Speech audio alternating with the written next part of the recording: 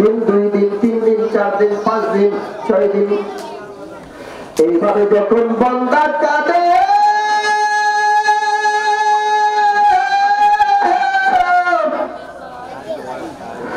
তখন মুরিদের একদিন দয়া হয়ে যায়, তখন ওই বান্দাকে আল্লাহ আল্লাহর বন্ধু বানিয়ে নেয়।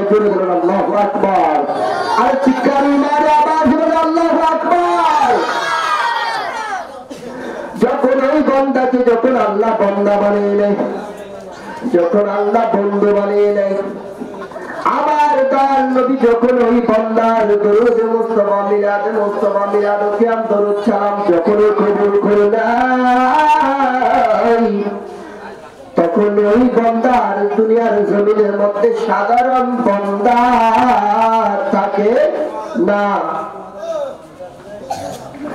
দুনিয়ার জমিনে ওই বান্দা সাধারণ বান্দা না থাকার কারণে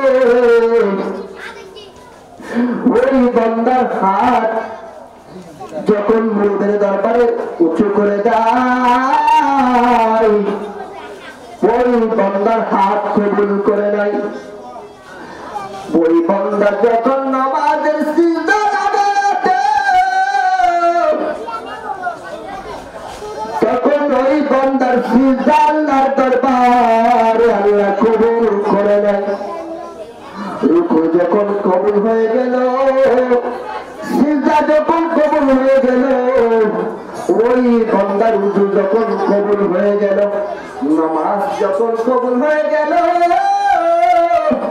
ওই বান্দার নামাজ রোজা হজ যাকাত তাসবিহ তাহলিল ইবাদত ইয়াজত যখন কবুল হয়, ওই বান্দা সাধারণ থেকে অসাধারণ হয়ে আল্লাহর ওলি বনে যায়।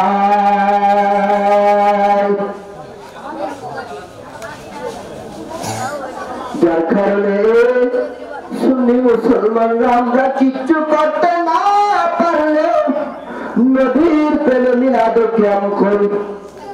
আজকে আমাদেরকে বন্ধ আর মন্দ বলে, আমাদের মনে আর দুঃখ লাগে না। আমি যাবো কবে নবীজি সোনার মদিনা, বলে আমি যাবো কবে নবীজি।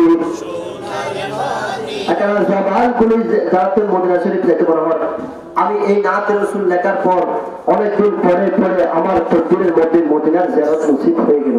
আপনারা পড়েন, যদি ঈমান নিয়ে পড়েন, বিশ্বাস নিয়ে পড়েন, আপনাদের তকদিরের মধ্যেও তো হয়ে যেতে পারে। আমি যাবো কবে নবীজি সোনার মদিনা, আমি যাবো কবে নবীজি সোনার মদিনা। অশান্ত হৃদয়ে মোর পাবো সান্ত্বনা, আমি যাবো কবে নবীজি সোনার মদিনা, আমি যাবো কবে নবীজি সোনার মদিনা। আরে নবী নবী বলে যারা করিল কান্না, তাদের নসিব হবে একদিন সোনার মদিনা। নবী নবী বলে যারা করিল কান্না, তাদের নসিব হবে একদিন সোনার মদিনা।